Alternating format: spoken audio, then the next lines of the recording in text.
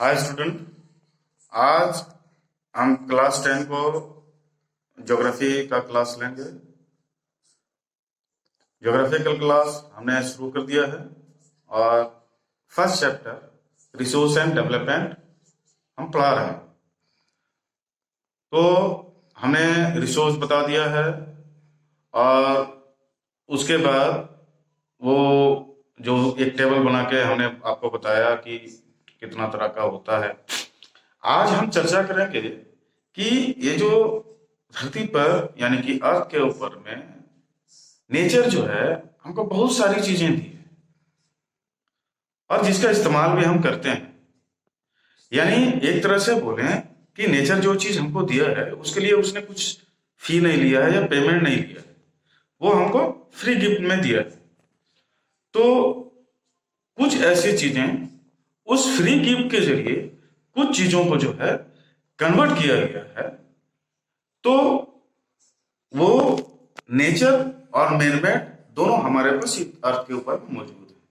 तो उसको आज हम चर्चा करेंगे कि किस किस बेसिस के ऊपर में जो रिसोर्सेस है वो हम उसके एक पार्टिकुलर यानी कि एक क्लासिफाइड रूप से उसको जानने की कोशिश करेंगे। तो फर्स्ट मेरा जो बेसिस ऑफ ओरिजिन यानी क्लासिफिकेशन जो है ओरिजिन के ऊपर में जो उसका बेसिस है वो दो तरह का होता है, एक बायोटिक और एक अबायोटिक। बायोटिक यानी अर्थ के ऊपर में जितने भी चीजें हैं जिसमें जान हो वो बायोटिक हो गया। जैसे मान लीजिए फॉरेस्ट हमारा रिसोर्स है, वाइल्ड लाइफ हमारा रिसोर्स है, ह्यूमन एक रिसोर्स है, उसमें जाना है, तो ये बायोटिक में इसको रखते हैं। दूसरा जो है वो है अबायोटिक यानी जिसमें जान नहीं है, जैसे है एयर है, वाटर है, सॉइल है, लैंड है। ये बहुत सारी चीजें जो हमारे लिए रिसोर्स है वो अबायोटिक है, जिसका हम इस्तेमाल अपने लिए करते हैं। ये दो तरह का रिसोर्स जो ओरिजिन के बेस पर क्लासिफाइड किया गया है। अब जो हम नेक्स्ट जाते हैं, हमने आपको बताया कि कैसे आगे का जो बेसिस है वो हम बताएंगे। तो उसके बाद जो नेक्स्ट बेसिस है वो है basis of ownership. Basis of ownership. तो ये जो बेसिस ऑफ ऑनरशिप है उसमें हम चार लाते हैं। First individual, second community own, third national and fourth international. ये जो चार पार्ट है यानी बेसिस ऑफ ऑनरशिप के बेस पर, तो फर्स्ट जो है इंडिविजुअल है। इंडिविजुअल जैसे जिसमें किसी पर्सनल या पार्टिकुलर पर्सन का उस पर राइट होता है। यानी जैसे मान लीजिए कि मेरा घर है, तो मेरा घर पर मालिकाना है सिर्फ मेरा होगा, उसका इस्तेमाल आप नहीं कर सकते हैं, कोई और नहीं कर सकता है। जैसे बहुत सारे फार्मर्स है गांव में, शहरों में लोग है रहने वाला, वो तो उसके पास कुछ जमीनें हैं जिसको गवर्नमेंट ने उसको दिया है और उसके बदले वो पेमेंट करता है, तो वो उसका वो मालिक है।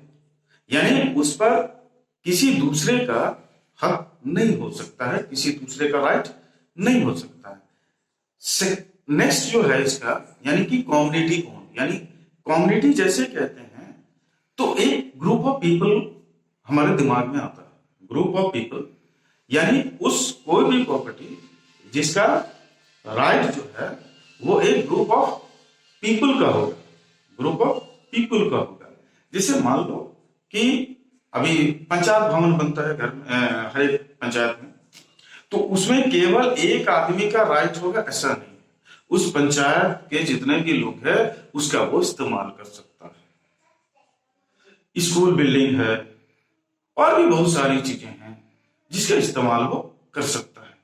अब नेक्स्ट जो है वो है नेशनल, यानी जिसमें नेशन का राइट होता है, जिसमें नेशन का राइट होता है यानी उसका हक होता है।